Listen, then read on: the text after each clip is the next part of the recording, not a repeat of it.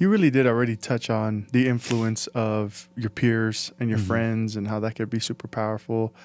Uh, but I think lastly, I think it'd be well worth talking about the influence of your therapist and how she's been able to, it's a she, Yeah. right? She's been able to help you in ways that maybe you didn't have access to before. Yeah. So my therapist, I met her in jail because there's a program in there called Cats, and it's ran by Odyssey, but it's a behavioral program for the jail people in jail, you know. And my judge, that was one of the chances he gave me was that. But yeah, I met her in jail, and we just we created this relationship that was like, you know, like funny, you know, like always joke around, teasing her or whatever. And then this time around when I got put in Odyssey, I saw another coworker there from Cats, and she came up, she's like, guess who's your therapist? And I was just like, who? And then she was like, Leanne. And I was like, oh man, like, you know, I was like, oh great, you know, I was happy, but then I was just like, what, like, is she gonna make me hate this, you know? But then she, you know, I met with her for the first time, and man, if there's one person I'm truly grateful for, is probably that lady.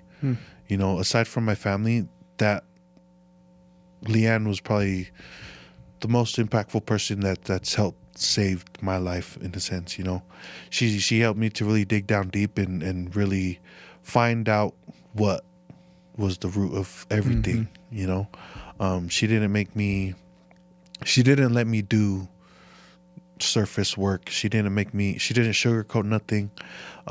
Whenever I would turn in an assignment, she would give me this look like, oh really? And I'd be like, yeah. What else, George? Yeah, I'm like, yeah. And she's like, no, I think you're BSing. And I was like, how do you know? And she's like, no, I know you're BSing. And I was like, what the heck? You know, like, I'll just be tripping out, like, what, like, how did this woman know? But then, you know, like, so I would go redo it, and then next thing you know, I'm sitting there crying, presenting my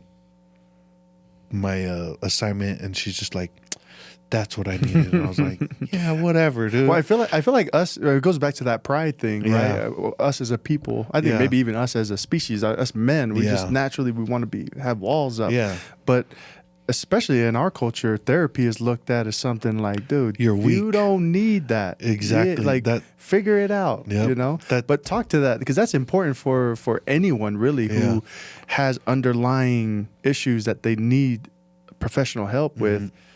What would you say to them? Like, how important is it for you to reach out and find a therapist that can work for you? I would honestly say just put that pride to the side. Like, you know, our like, we're not our parents. Our parents moved here from the islands. That's where all that toughness comes from, because they lived that life, you know. We came here, and there's resources that can help us do better. And I'm grateful. Like, I used to think that way. I used to think therapy's for the weak, you know, like, especially us polys, like, you know, we should be able to quit, no problem. But hey, I tried, and there's a problem, you know, like, I kept going back, didn't know what was.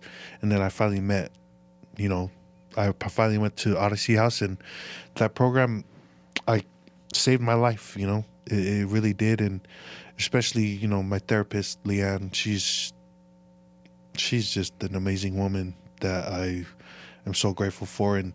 And for her to get me to be vulnerable, you know, like, that's one thing that helped me out a lot in my program is to be vulnerable, like being honest with myself. Like, when I was in there, I realized that, dude, you're not a gangster. It's like, you may have won fights, but dude, you're not a gangster. Like, okay, well, cool. You're not hardcore. And that's one thing that I've come to realize, that, dude, all these things that I was doing out there was nothing. Like, her getting me to realize that all these things that I thought I wasn't what it was, you know? And I was able to see that, you know, I'm this loving, gentle person that and all those things that I was doing was not me. That's the George we always knew, to be honest. The joker. Yeah.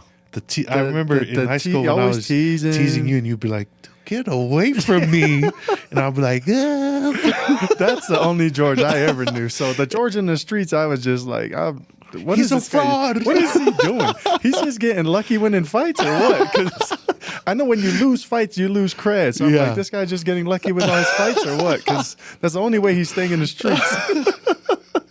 Yeah, I was just thinking about that when in high school when you were a senior and I was a sophomore. And I'd always come up to you and be like conning you. I just remember your face. You'd be like, dude, like you're like that annoyed older brother, and then I was just like, see, but that's the George that I think you needed to be. Yeah, I think that's the George that people love most. Yeah. Is that guy? You know? Yeah, yeah. And that's like a lot of people. Well, all my friends like. That's the one that they missed, and I was talking to Michael, and he was like, we had a conversation. We went to a meeting, and we were talking, and then he told me he went home to his wife, and he was like, "Yeah, Klee asked me, how was it with George?" And he was like, "The real George is back," because like I was conversating, we were joking.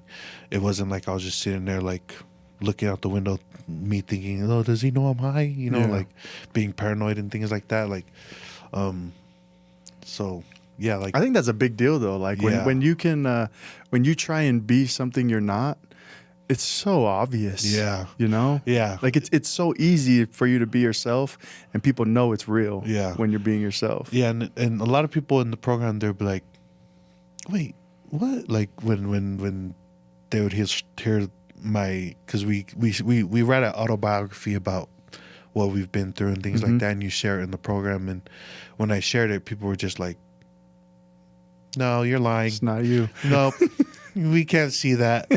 You're too nice." Because throughout the program, I was just singing Miley Cyrus. Like I was just dancing, and like I did a talent show, and like I started twerking in there, and they're just like when they hear that I got shot, they're like, "Who would want to shoot you?" And I was like, "I twerked better than them."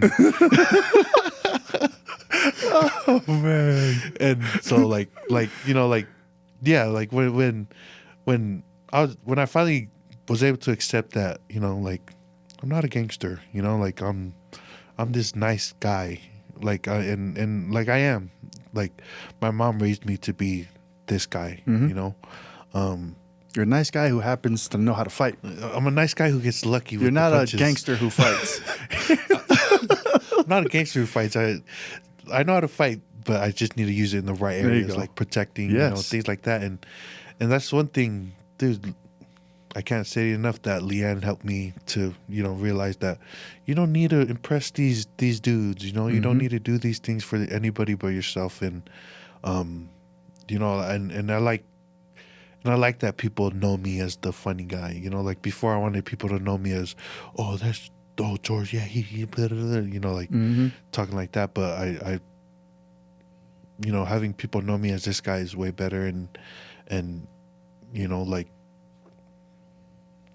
you don't benefit nothing from the other lifestyle, so